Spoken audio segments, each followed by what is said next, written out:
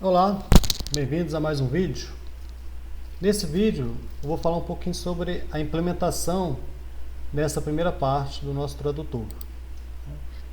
Então a ideia é a seguinte, né? Então a gente tem o nosso código VM com essas operações push, pop, de soma, subtração, né? E a gente vai mapear essas operações para o equivalente em assembly. Então a gente já detalhou como que será feito, né, em cada uma das operações, né? Aqui a gente vai mostrar como que a gente vai implementar isso. Então a gente está começando agora um novo programa. Então vocês não vão continuar escrevendo naquele mesmo repositório do Jack Compile, mas vocês vão ter que criar um novo repositório no GitHub ou GitLab, ou outro repositório Git que vocês prefiram, mas basicamente são esses dois mais utilizados. E a gente vai precisar de, no mínimo, aqui 3 arquivos. Então, o primeiro arquivo é o parser, né? Então esse arquivo vai receber esse módulo, né, vai receber um arquivo .vm e transformar esse arquivo .vm em comandos, né? É um pouco parecido, né, que a gente fez lá no analisador léxico, mas diferentemente do analisador léxico, esse parser é muito simples, né, porque aqui nós temos todas as palavras separadas, por exemplo, por espaço. Então, é como se todos os nossos tokens são sempre separados por espaço. Então, para vocês que conhecem um pouco de Python, é basicamente enviar esse arquivo para o split lá do Python, que vai gerar uma lista, né, de tokens. Então, esse parser é muito mais simples de ser implementado do que o analisador léxico lá da nossa outra linguagem, que tinha símbolos, operadores, né, e era um pouco mais complicado da gente identificar os tokens, né? Então, a API desse módulo, a gente vai ter um construtor que vai receber um arquivo .vm que vai ser parseado, né? Parecido com o analisador léxico, a gente pode ter aqui um método chamado hasMoreCommands, que vai ser chamado enquanto eu encontrar novos comandos, né? E aí, enquanto existir novos comandos, a gente pode mandar ele ler o próximo comando. Então, um pouco similar àquele next token, né? Estando com o comando corrente, né, atual, eu posso, por exemplo, identificar que tipo de comando é esse. Será que ele é um comando aritmético, um comando de push, pop, label, goto, if, function, return e call. Então, esses aqui são todos os possíveis tipos de comandos que pode ter essa linguagem. E aí, os comandos podem ter argumentos, né? Então, aí eu posso chamar para aquele comando arg1 e arg2. Da forma que a API foi implementada aqui, né, fica por conta do cliente, né, de quem está usando a API, saber que, por exemplo, que a arg2 só pode ser chamada para os comandos push, pop, function ou call, que são os comandos que têm 2 argumentos.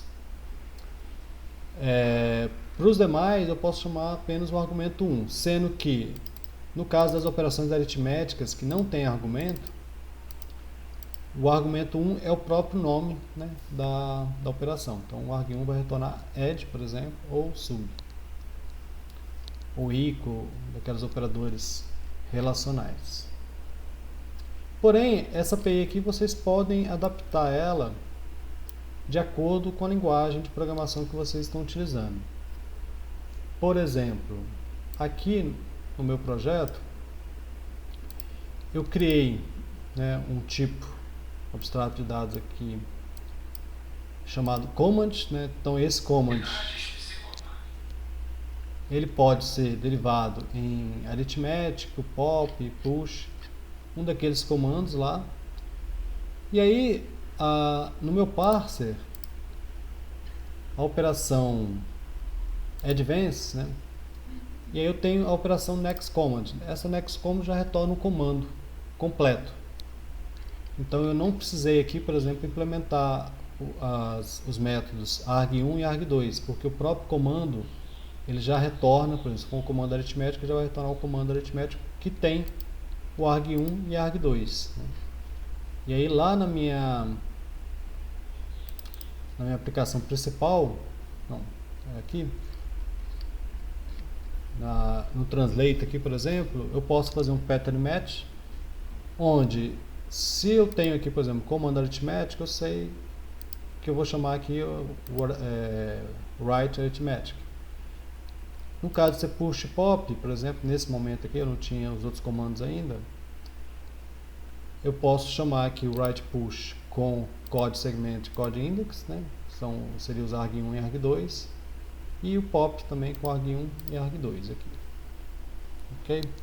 Então vocês podem adequar essa API de acordo com a linguagem e os tipos de dados que vocês estão trabalhando. Né? Aqui ele criou uma API genérica, né, que poderia funcionar bem tanto em linguagens mais antigas, linguagens estáticas e linguagens dinâmicas.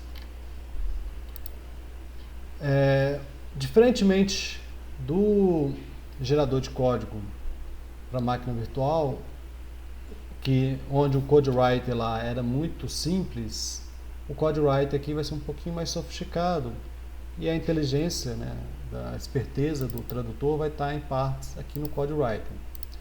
Então, ele vai ter um construtor que vai receber um arquivo .asm, que é o arquivo assembly. E para essa primeira parte, vocês precisam implementar os métodos write arithmetic, write push e write pop. Né? E também o método de fechar o arquivo. Né? Então, o write arithmetic vai receber uma das operações aritméticas ou lógicas e relacionais e vai produzir o código assembly equivalente, e vou ter também as operações push e pop. Como funciona a lógica, né, dessas operações foi apresentado num vídeo anterior. E a aplicação em si, né, a parte principal, o cliente aqui, vai ser o VM Translator, né? E aí ele basicamente, aqui um código básico dele seria algo desse tipo, né? Então ele vai, enquanto ele encontrar comandos, enquanto houver comandos, ele vai ler esses comandos e de acordo com o tipo de comando ele vai chamar a operação write arithmetic, write push ou write pop. Então, com relação à implementação, é isso que eu queria mostrar para vocês. Para testar, eu fiz um outro vídeo que mostra como a gente pode testar isoladamente esses primeiros comandos, né, que a gente está implementando aqui. Até o próximo vídeo.